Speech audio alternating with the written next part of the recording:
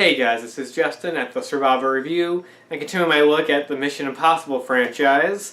Today I have the great pleasure to talk about Mission Impossible 2. Now, where do I begin with this movie? I guess I'll start with the fact that this is widely considered the worst film of the franchise, and for good reason, because it is, easily. But you know what? When I kind of came to realize on rewatching this for the review, I like this movie. For all the wrong reasons. This movie is very entertaining, but it's not a good movie. It's so over the top, so ridiculous, so nonsensical. But oh my god, I was laughing so hard while watching this the other night. And I'm not sure if I was just in a really good mood or something, because before then I always considered this to be a bad movie. But I gave it props. It has good action sequences. The action sequences are very well done. And there's good moments in there, but I was like, oh, it's a bad movie. But watching it again, I don't know, I was enjoying myself for the most part. There's some really big problems that I have with the movie that took away from my enjoyment of it. But this movie is just ridiculous. That is the best way to describe it, just complete ridiculousness. Now, this movie started the trend that the series mostly continued up until the recent film, Fallout, and that there's a new director for each movie. Which, normally, that's a negative when it comes to franchises, when every movie has to switch directors. But that actually is a strength of this franchise, in that it lets other filmmakers with distinct visions kind of explore this world, and it makes every movie unique and different. The only problem is you gotta get the right person that works for a Mission Impossible type of movie. Because when you get John Woo to direct one of these, you get just the wrong kind of movie. And that's not a jab at John Woo. I love his movies. I love Hard Boiled. I love Face Off. His movies are just great spectacle, and the action in those movies are incredible. But you mix that with a studio that really doesn't know what to do with this franchise, and you get this movie that just feels totally wrong. Because this movie really feels like the heads at Paramount were like, wait, we have a spy film series with Tom Cruise. Well, this can be our James Bond. Because that's what this movie feels like. It feels like just a James Bond knockoff. And you combine that with John Woo, who's an action director, known for insane, over-the-top action stunts and just ridiculousness, that you get this so kind of misguided film that doesn't even feel like Mission Impossible. I know I was saying in the last review that the first one wasn't even a perfect Mission Impossible movie, and that, focused on one person instead of a team, but it was still a spy thriller. You know what I mean? It was still had that kind of tone of what the series is. This doesn't really have any of that. There's only a couple Mission Impossible elements in there, but for the most part it's an insane, over-the-top Tom Cruise action movie with a really dumb James Bond-esque plot to it. It has the most simplest plot of all the movies, because the basic plot of this movie is that Ethan Hunt has to take down this former IMF agent named Ambrose, who has gotten a hold of this really bad virus and is going to sell it to basically the highest bidder. And in the process, he has to get Ambrose's former girlfriend, who was this thief, to kind of get back into a relationship with him to find all of this out, essentially. So this movie even has a Bond girl in it. It has the equivalent of a Bond girl, and that leads to some other plot issues with the movie. And just the plot is very simple, it's dumb, and it's not even that well executed. There's a lot of stuff in the movie that just doesn't work, regarding the plots. But like I was saying, the issues with this movie of it being very James Bond-esque is just that first bit in the first act, man, where Ethan Hunt has to recruit Naya, the former girlfriend, and it's so played off like a James Bond scene. You have the cheesy James Bond-esque, over-sexualization of the girl. There's a scene where she's trying to break into this vault, and of course, throughout the scene, she ends up sitting on top of him and all that kind of stuff. And I'm just this is just a James Bond movie with Tom Cruise. But then you get to kind of the ridiculousness of the plots. Whereas after he ends up recruiting her, of course they sleep together, and then all of a sudden he's in love with her. And you're I don't buy that for a second. And that's the thing, is that there's an interesting idea here that could have worked, because he ends up going to see Anthony Hopkins, who has a cameo basically in this movie. He appears in one scene at the beginning and one scene at the end, and he's like one of the heads of, I guess, of the IMF, who gives him his mission. But during the scene, Ethan Hunt thinks that he's recruiting her to help him break into something. And Hopkins is just like, no, I just need her to get back together with the bad guy.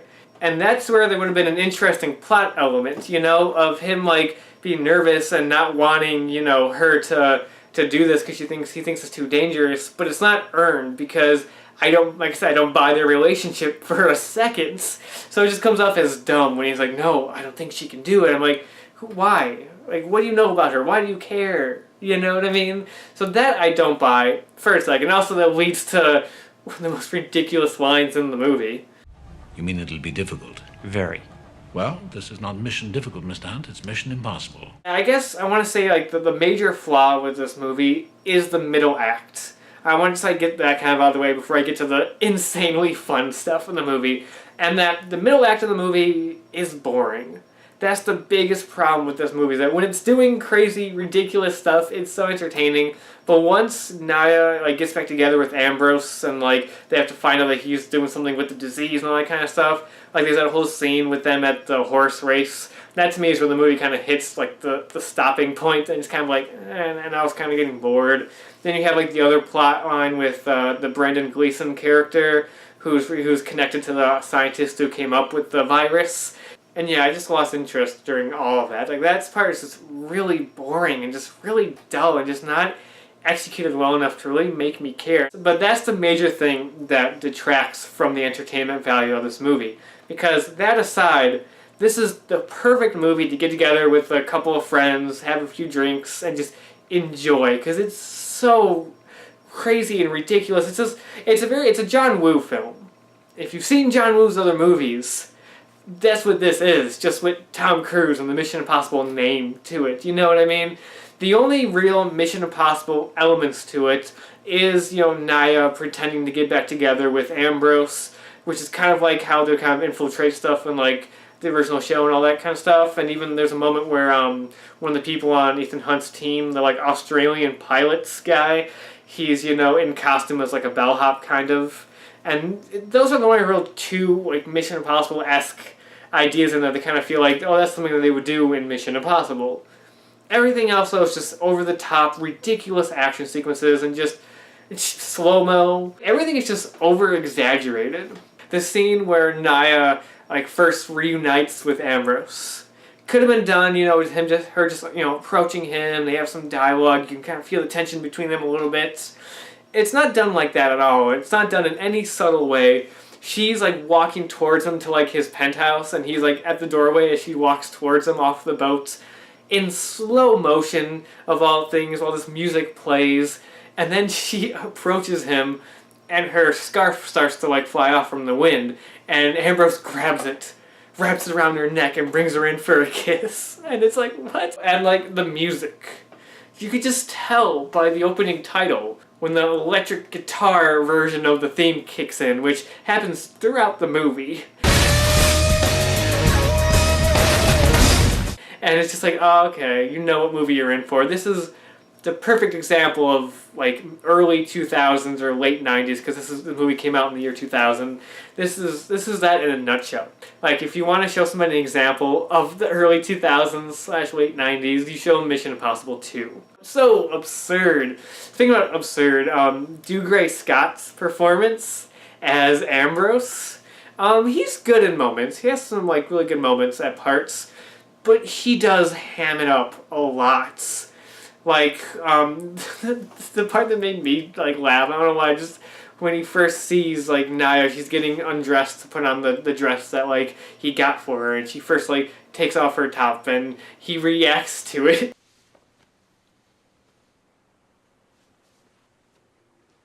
There's really nothing interesting about his character, nothing, memorable, except for the fact that this was the movie that made him lose out on playing Wolverine in the X-Men, because this movie went over schedule, and so he had to drop out of X-Men, and he was going to play Wolverine. The climax of this movie is really well done. The good thing about this movie is that it's still made at the tail end of the time with practical effects.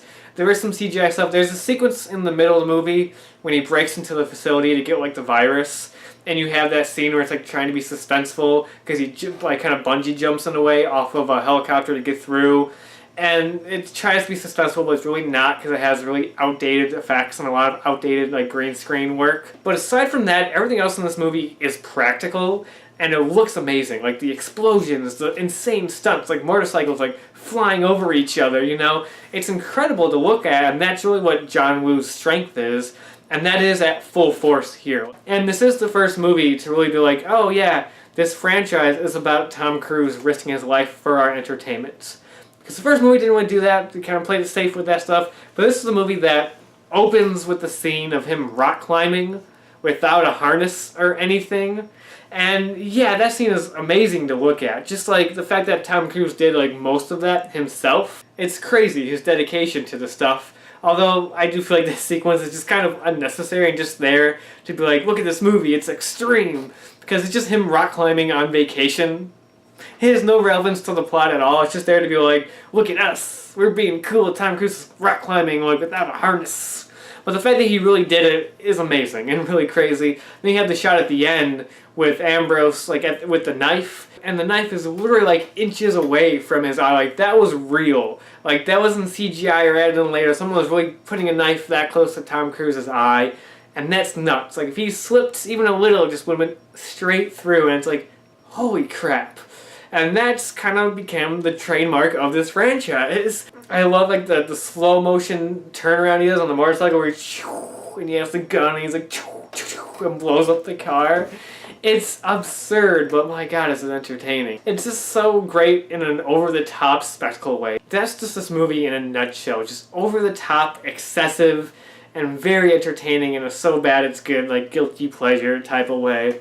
Now, is there any like legit good things in this movie? There are a few. Like I said, I like Anthony Hopkins being in there, and I like him playing kind of like a head of like the agency type of role. And like I said, there is some good ideas in there. Like I was saying, the idea of like Cruise not wanting her to go on the mission because he cares about her, like that's an interesting idea. Also, I like the bit like in the middle of the movie when Cruise is gonna break into the facility to get the virus. And he's planning everything out while that's going on. It's cutting back to Ambrose, basically just like saying everything that Cruise is going to plan. Because, you know, he's a former IMF agent. He knows Hunt. And I like the idea. I think that's a really interesting idea to have a villain who's like one step ahead of the hero because he used to work with him. So he knows what he's going to do. He knows like how that stuff works. And I'm like, that's an interesting idea. Like I like that little montage. I do give this movie props for being the only movie in the franchise where it's just, you know, Ethan Hunt on a mission, he has to accomplish the mission, and at the end of the movie he does, and that's it. He doesn't get disavowed, he doesn't have to go rogue. And because that's kind of like the one thing about this series, like every movie is him having to go rogue or having to like, you know, do everything on their own. So yeah, that's Mission Impossible 2. It's not a good movie, but my god, is it entertaining. I was having a blast watching it, except for that dull middle act. Like, just, like I said, the way everything is done in such an over-the-top manner, so excessive, so ridiculous. Like, this was clearly the studio just, like, trying to figure out what they wanted to do with this franchise. And luckily, they learned from this movie, and the next films kind of reverted back to kind of the more Mission Impossible style, and the franchise just keeps getting better and better after that. Like, this is the low point in the franchise, but it gets better, it really does. But like I said, I can't say that I didn't enjoy myself watching it. Again, for all the wrong reasons. Really, it's all the wrong reasons, but it's an entertaining, so bad it's good movie. So yeah, that's all I have to say about Mission Impossible 2, and that's about it for now. And until next time, I'll talk to you guys later.